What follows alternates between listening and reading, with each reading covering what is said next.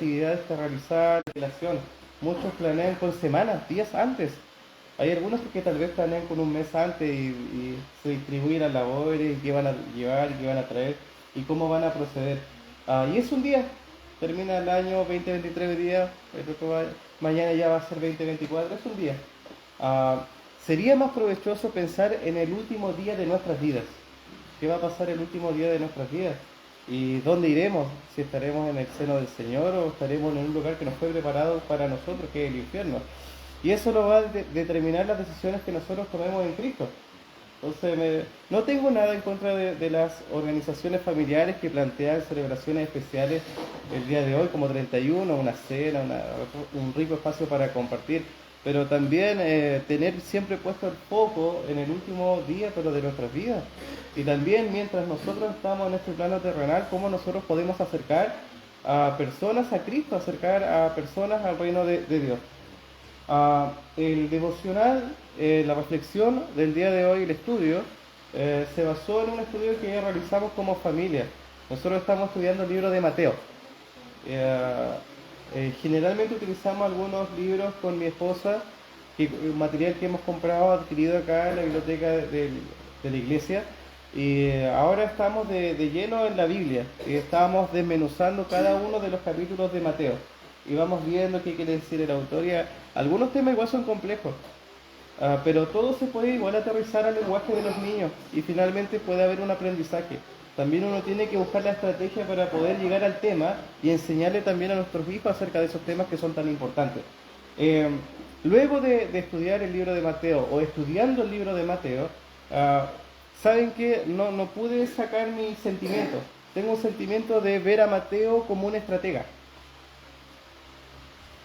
Siento que Mateo fue una estratega y que él realizó una gran estrategia al escribir y componer el libro de Mateo, lógicamente inspirado por el Espíritu Santo, ¿cierto? La Biblia es un libro vivo, que es Dios mismo hablando a través de cada una de sus palabras.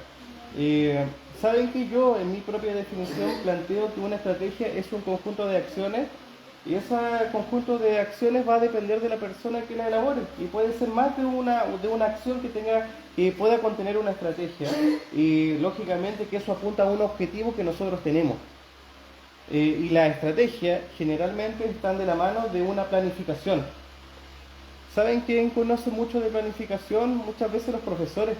Al realizar sus clases, generalmente ya sea lenguaje, matemáticas, ciencia, historia, cada una de esas asignaturas tiene ciertos contenidos.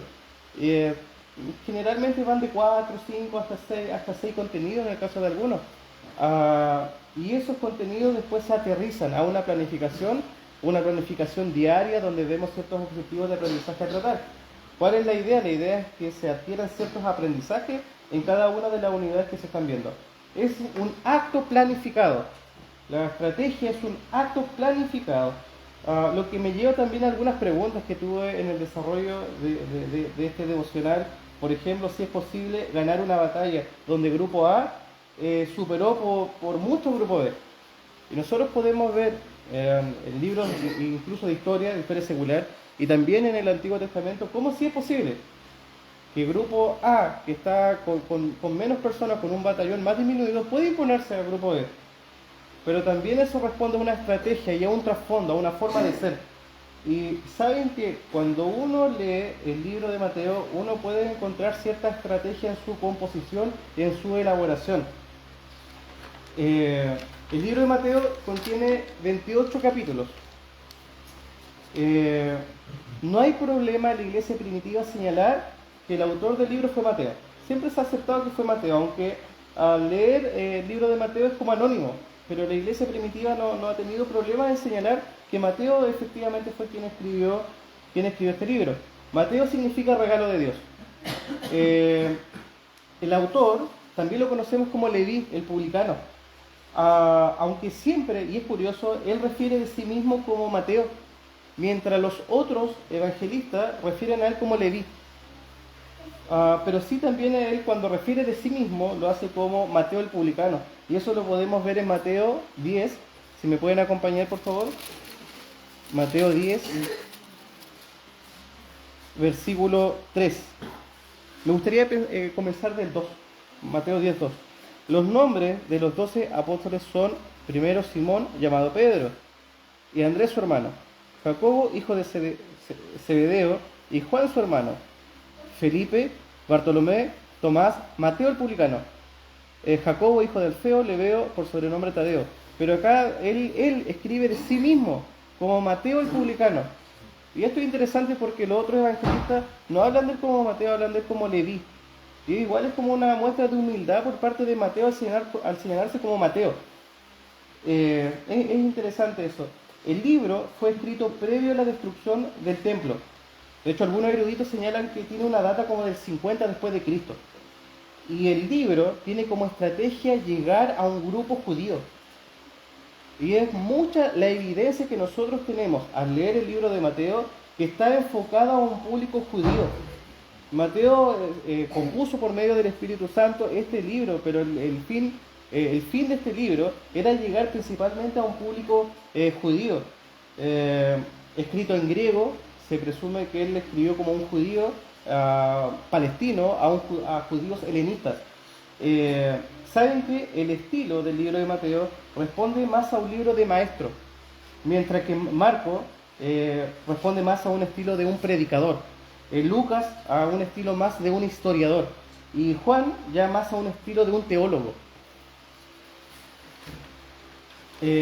Cuando nosotros vemos en Mateo capítulo 1, ya la apertura nos dice algo. Y esto es interesante porque nosotros señalábamos y estamos viendo a Mateo como un estratega. Estamos viendo a Mateo como alguien que desarrolló una serie de acciones, estrategias para llegar a un público judío.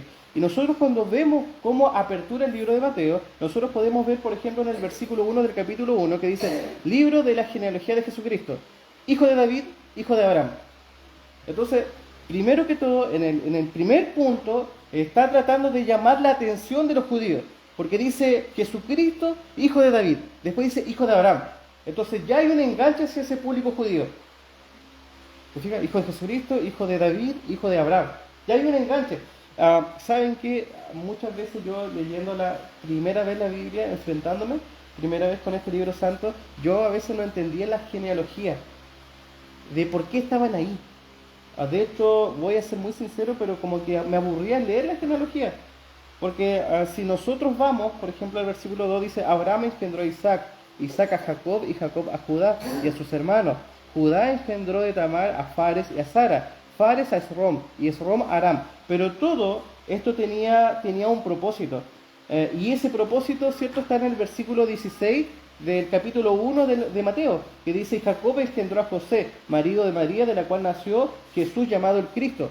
Pero en el versículo 1 del capítulo 1, cuando apertura Mateo este libro, lo hace señalando, hace su investigación a través de Abraham.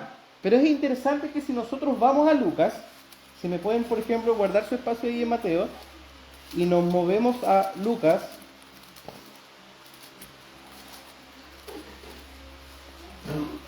y nos vamos a Lucas 3, por favor.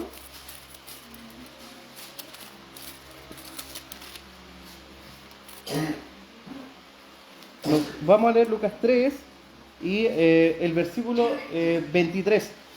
Dice, ¿llegaron, hermanos? No les pregunté. Llegar. Dice: Jesús mismo, al comenzar su ministerio, era como de 30 años, hijo, según creía, de José, hijo de Elí, hijo de Matat, hijo de Leví, hijo de Melqui, hijo de Jana, hijo de José, hijo de Matatías, hijo de Amós, hijo de Nahum, hijo de Esli, hijo de Nagai, hijo de Mat, hijo de Matatías, hijo de Semeí, hijo de José, hijo de Judá. Y cuando ustedes terminan la genealogía del libro de Lucas, vayan al 38, porque el 38 culmina y dice: hijo de Enos, hijo de Set, hijo de Adán, hijo de Dios. O sea, por un lado, Mateo está abarcando desde Abraham, desde David, pero Lucas está abarcando desde Adán. Y es lógico, porque la estrategia de Lucas fue otra. La estrategia de Lucas fue ir a un público que era un público más gentil. Entonces quería abarcar un espectro más amplio. Pero en cambio, en el caso de Mateo hizo la investigación o rastreó hasta Abraham. Como vemos en el capítulo 1, versículo 1, cuando dice hijo de David, hijo de Abraham. porque él quería enganchar primeramente a los judíos que vieran este libro y dijeran, ¿a cómo? Hijo de David, hijo de Abraham. Para realizar una alusión, lo que estaba buscando Mateo era activar conocimiento previo que tenían los judíos acerca del que había de venir, del Mesías, del prometido. Entonces, Mateo se va a esforzar a lo largo de este libro en decir, él era quienes ustedes esperaban. Y para eso, él va a citar una serie de pasajes, de versículos donde se demuestra que Jesús es el cumplimiento de la profecía. De hecho, hay muchos detalles incidentales de profecías del Antiguo Testamento como prueba de las declaraciones mesiánicas. Lo que quería mostrar Mateo a través de este esquema, de este libro, era ver a la luz de los estándares mesiánicos si Cristo, si Jesús cumplía eso. Miren, veamos algunos ejemplos. Miren, vamos a Mateo, capítulo 2, y vamos al versículo 17 y 18, por favor. ¿Están ahí, hermanos, cierto? Dice, entonces se cumplió lo que fue dicho por el profeta Jeremías cuando dijo, está citando a Jeremías. Está buscando conocimiento previo del Antiguo Testamento, que sabe que los judíos lo tienen, y está activándose ese conocimiento y lo está trayendo al presente, a lo que pasó, para que ellos se den cuenta de que, wow, sí, él cumple el estándar a la luz de todas de las profecías mesiánicas.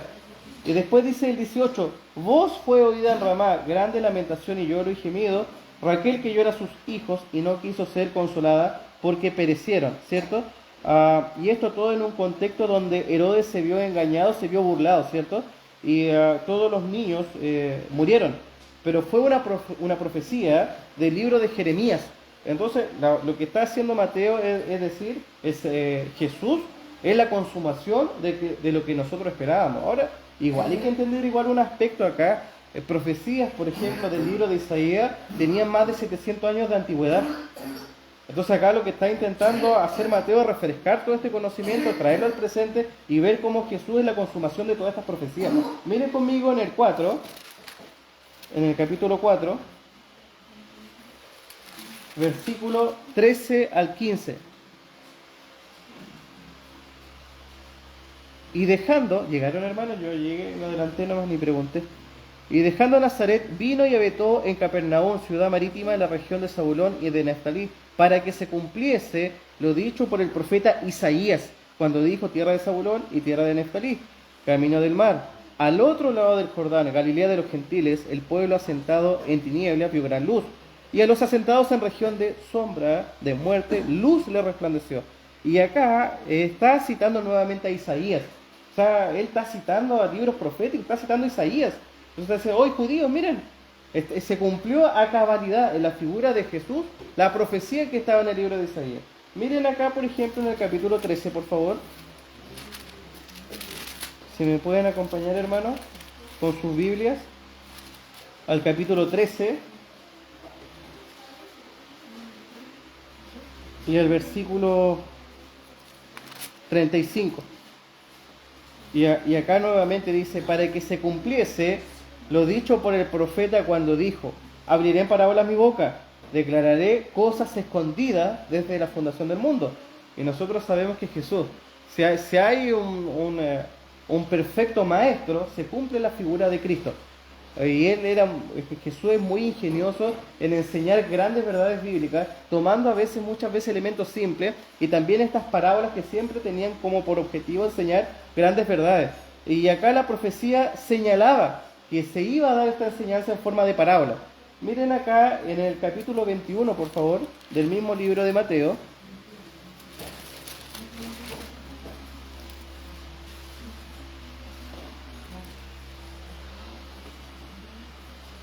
Y vamos a leer el 4 y el 5, por favor.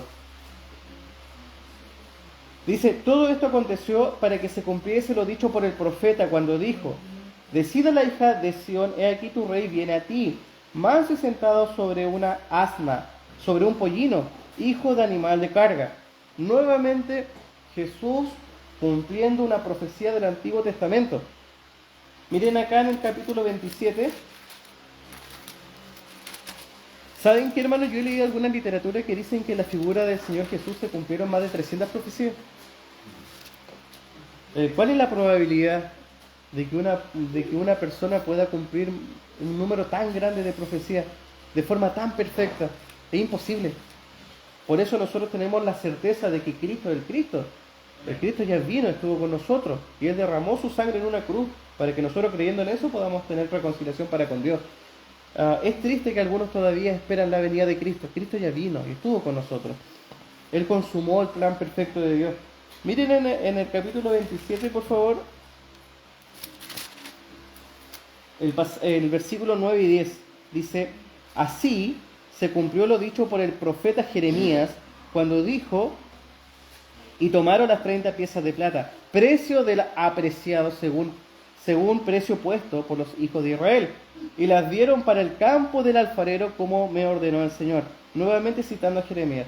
Es perfecto porque si ustedes se dan cuenta, aperturan el 1 con la genealogía de Cristo, diciendo es desciende de Abraham, de David.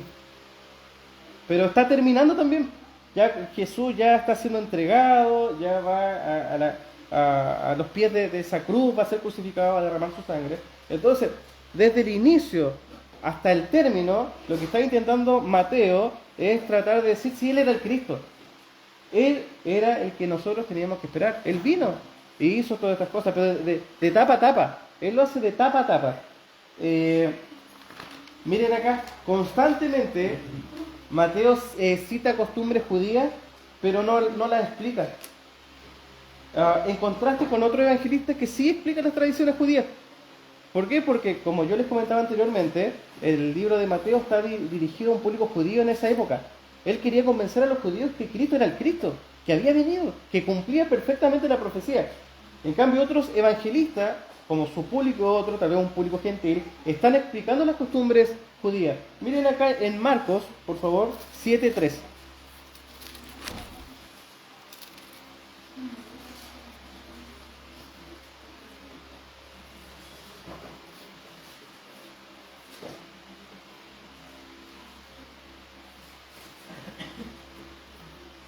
¿Sí, hermano?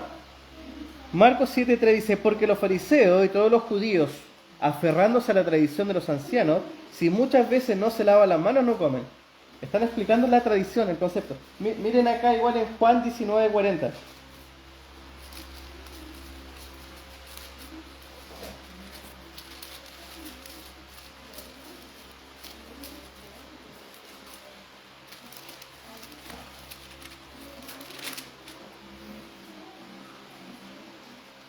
Juan 19:40 dice: tomaron pues el cuerpo de Jesús y lo envolvieron en lienzos con especias aromáticas, según es costumbre sepultar entre los judíos.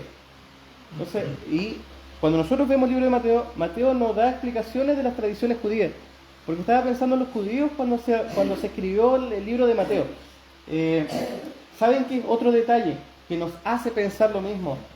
Constantemente se refiere a Cristo como el hijo de David. Por ejemplo, en Mateo 1:1, como por ejemplo también en Mateo 9:27. Miren, busquemos Mateo 9:27.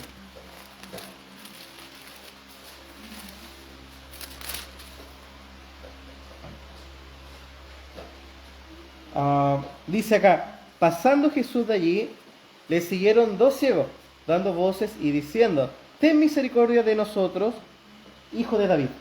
Miren acá en el 12:23. Por favor. Mateo 12, versículo 23. Dice: y toda la gente estaba atónita y decía: ¿será este aquel hijo de David?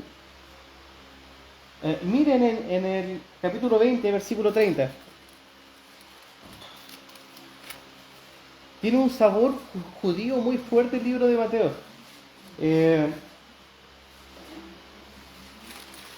Mateo capítulo 20, versículo 30.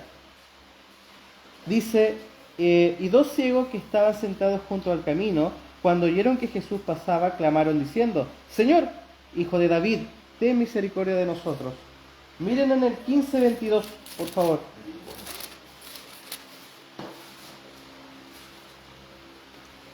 Y aquí una mujer cananea que había salido de aquella región clamaba diciendo: Señor, hijo de David, ten misericordia de mí. Mi hija es gravemente atormentada por un demonio, decía. Entonces, está constantemente señalando, de hecho, en los 4 evangelios es donde más se señala este hecho, hijo de David. Y de hecho también lo podemos encontrar en el capítulo 22. Si me acompaña, por favor, al libro. Mateo 22 y versículo 42 al 45.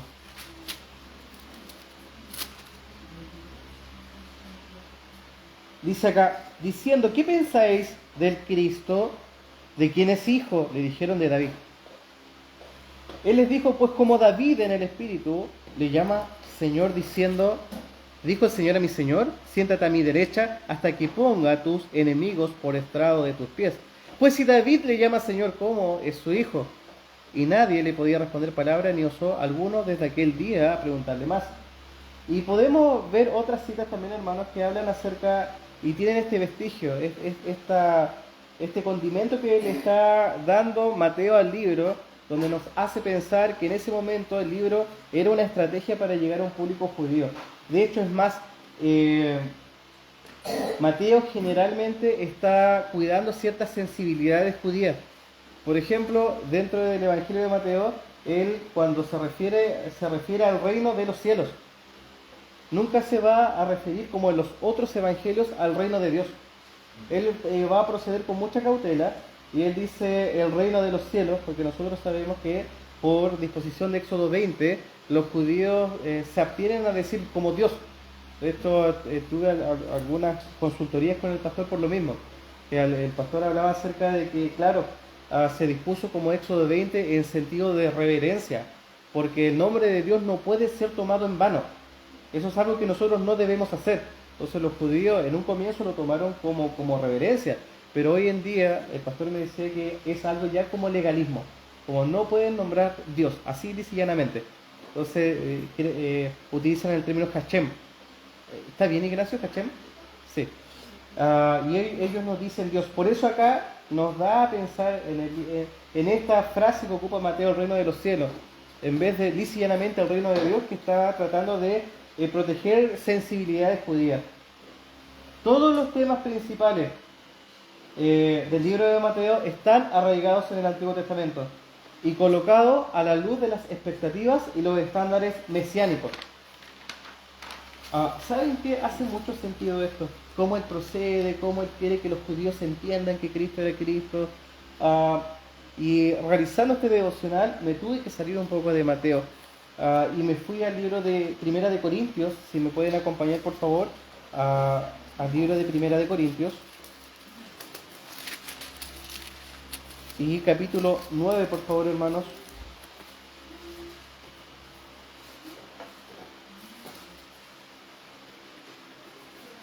Hermanos, tenemos acá en el capítulo 9 y versículo, vamos a leer desde el 20, es Pablo.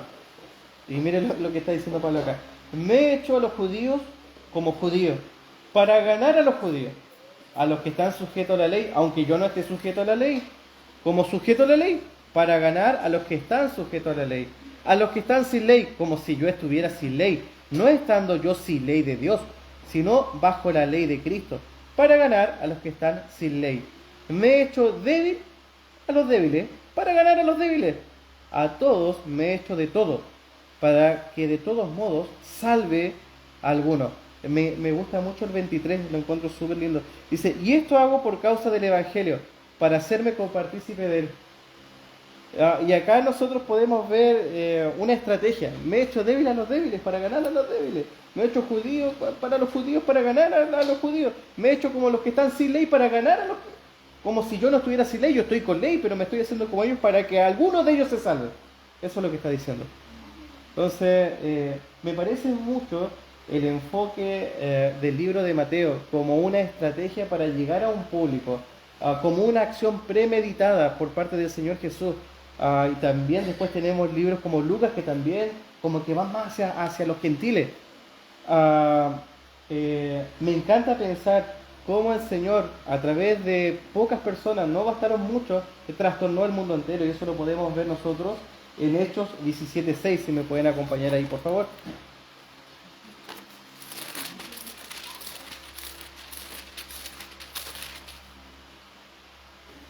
Hechos 17, versículo 6. Dice, pero no hallándolos, trajeron a Jasón y algunos hermanos ante las autoridades de la ciudad, gritando, estos que trastornan el mundo entero también han venido acá. Y es interesante porque cuando nosotros aperturamos el estudio del día de hoy, nosotros hablábamos acerca de cómo Grupo A tal vez se puede imponer a Grupo B, que Grupo B es mayoría, pero en una batalla gana Grupo A. Y es interesante cómo algo planificado, estructurado, finalmente rinde frutos. Generalmente en mi vida personal como familia, también es aplicable al trabajo, de la parte desde el empleador, desde la parte del trabajador. Si uno quiere lograr objetivos, uno tiene que trazar una estrategia. Uno tiene que trazar un plan, uno se tiene que sentar y ver cuál es el objetivo, qué es lo que tengo, dónde quiero llegar, dónde estoy apuntando con este número de acciones que quiero llevar a cabo. Y saben que es muy útil considerar la planificación de un objetivo antes de realizarlo de lleno. Eso nos va a permitir ver si tenemos tal vez los recursos son los apropiados, el momento es el preciso, si dispongo de lo que debo disponer para alcanzar ese objetivo en cuestión. ¿A qué voy con esto? Yo voy a que el objetivo de compartir con otros el Evangelio, la palabra de Dios, tiene que ser un acto premeditado, tiene que ser un acto planificado, tiene que ser un acto que nosotros lo intencionamos.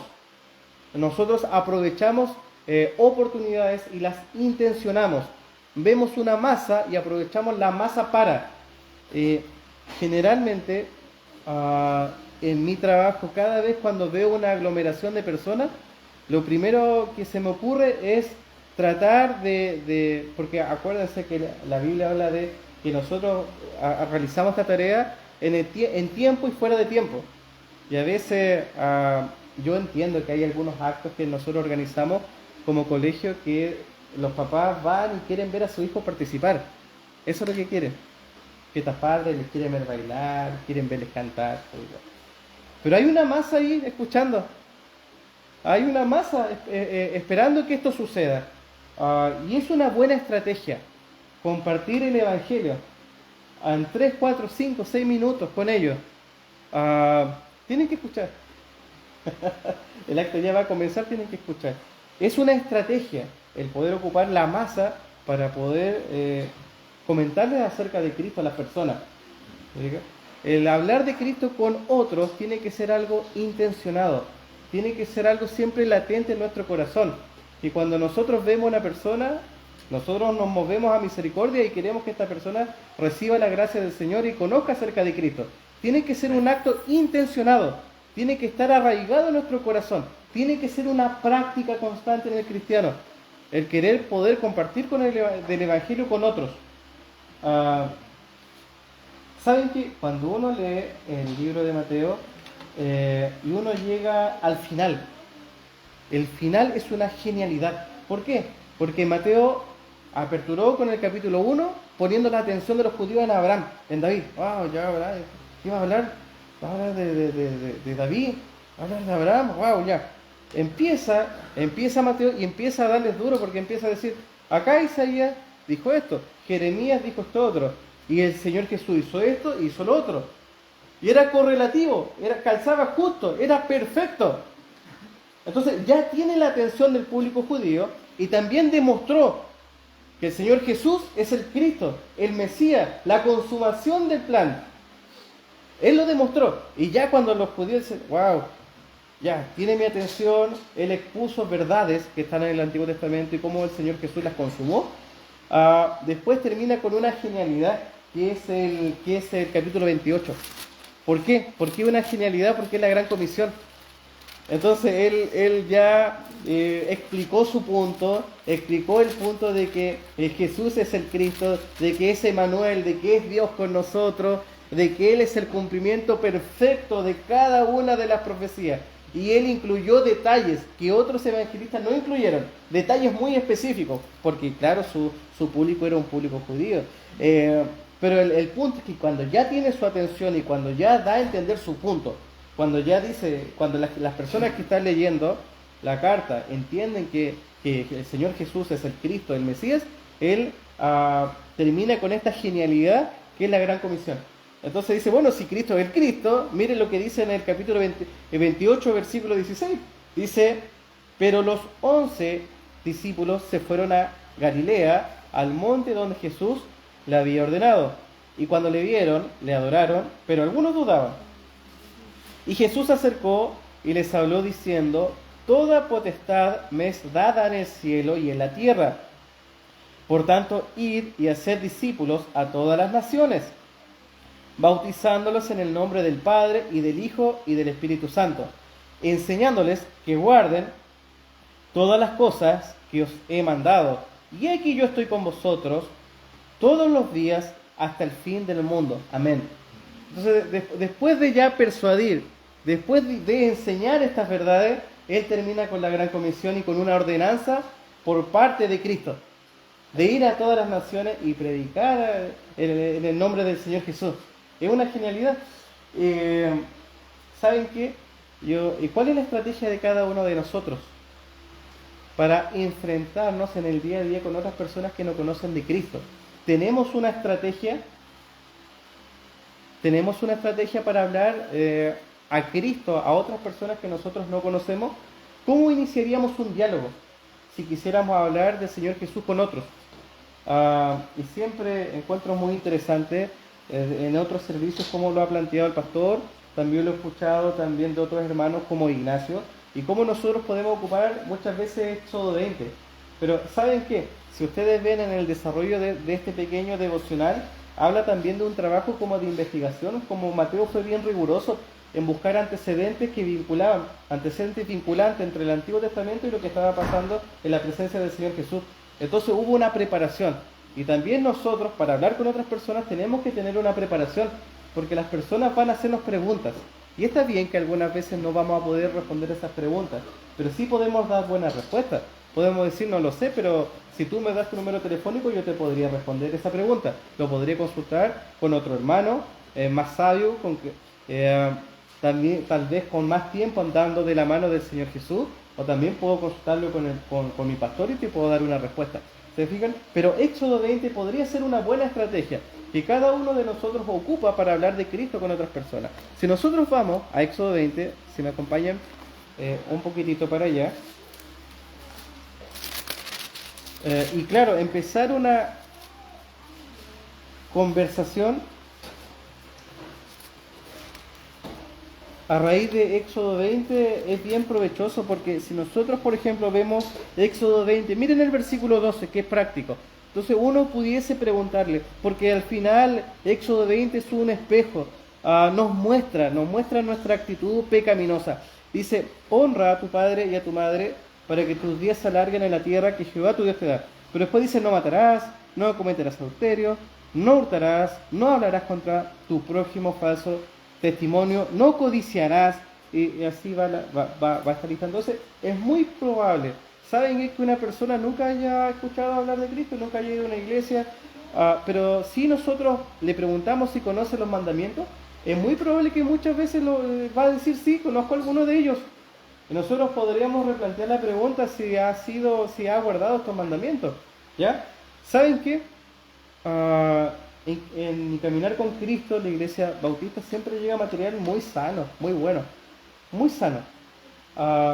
Y siempre llegaban muchos tratados con el plan de salvación. Y por mucho tiempo llegó del libro de Romanos, 3:23, 6:23 y 10:9. Yo me propuse como aprenderlo de memoria, por si la oportunidad se da, que siempre se da. También nosotros tenemos que promover que esa oportunidad se genere, a tener clarito. Y si uno no tiene tal vez su Biblia a mano, es una muy buena idea memorizar versículos que nos pueden ayudar a hablar de Cristo con otras personas. Y si nosotros nos vamos por favor al libro de Romanos, en Romanos el Señor va a facilitar mucho las cosas para nosotros, va a facilitar mucho el procedimiento. El Señor inspiró este libro de una forma tan perfecta y tan clara y tan precisa. Por ejemplo, si nosotros quisiéramos hablar del plan de salvación, podríamos hablar Romanos 3:23, Romanos 6:23, Romanos 10:9. Si partimos en Romanos 3:23, Romanos 3:23 nos dice lo siguiente: por cuanto todos pecaron y están destituidos de la gloria de Dios. Y después el 6:23, un par de hojas más allá, el 6:23, ¿saben que en ese 3:23 donde dice que por cuanto todos pecamos, tal vez ahí podríamos hacer el nexo con Éxodo 20? Tal vez sería una oportunidad y demostrar a la persona que sí es pecadora, porque hay personas que van a también negar la realidad de que son pecadores. Y podría ser una buena oportunidad para vincular Éxodo 20. Y acá en Romanos 6:23 dice también las consecuencias de esto. Dice, porque la paga del pecado es muerte, mas la dádiva de Dios es vida eterna en Cristo Jesús, Señor nuestro. Y también nosotros procedería también a palabras que son un poco más complejas para personas que nunca le han escuchado explicarlas. Por ejemplo, este concepto de dádiva, que muchas veces se ha explicado entre hermanos también, entre el pastor, acerca de este regalo que nosotros no merecemos. Y miren, si nosotros terminamos con el 10:9, dice que si confesares con tu boca que Jesús es el Señor y creyeres en tu corazón que Dios le levantó de los muertos, serás salvo.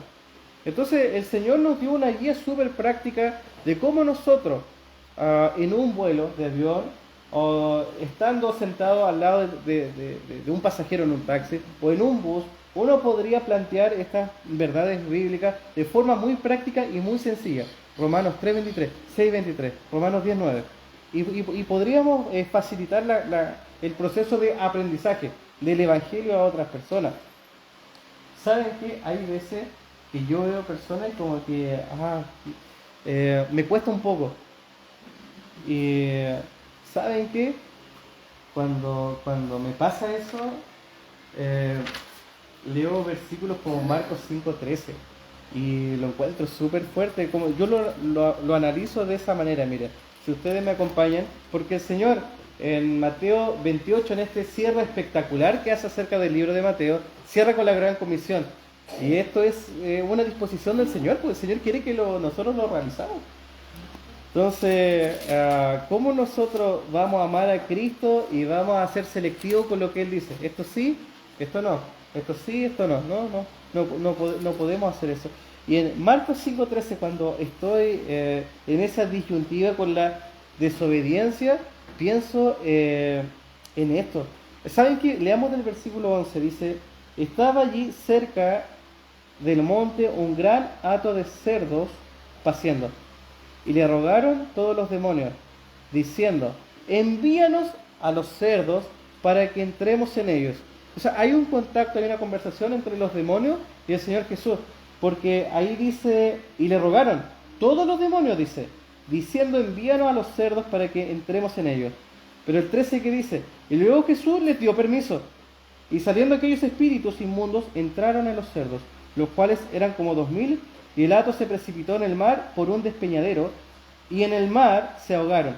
Pero mi punto es el siguiente, los demonios le preguntaron, y el Señor les dio permiso, y ellos obedecieron.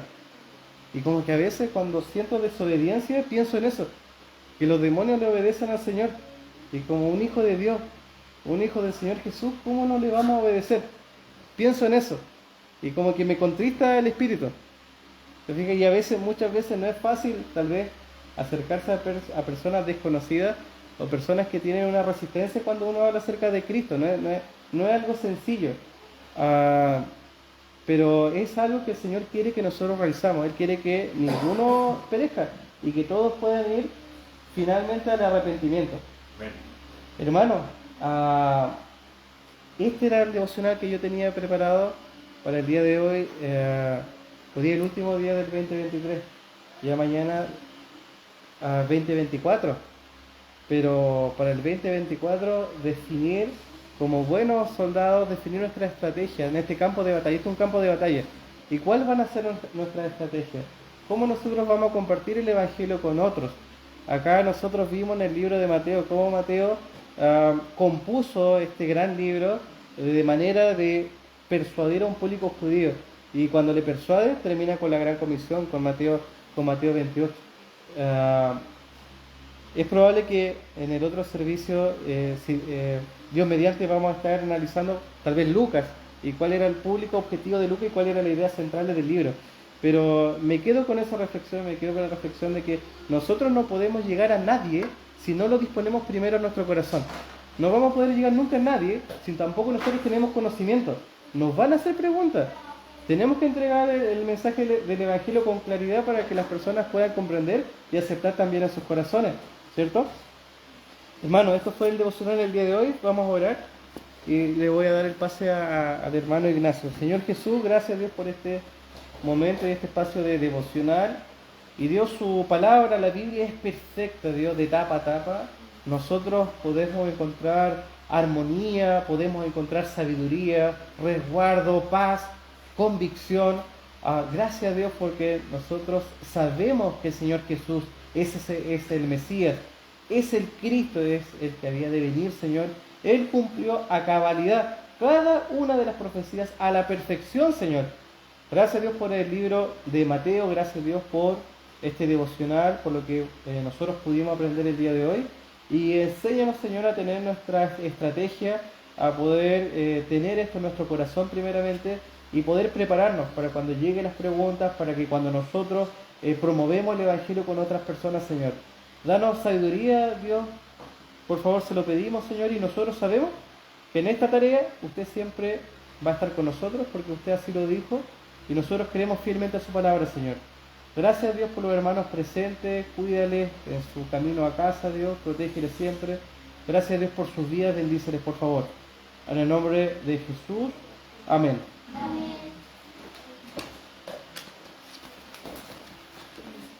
Gracias.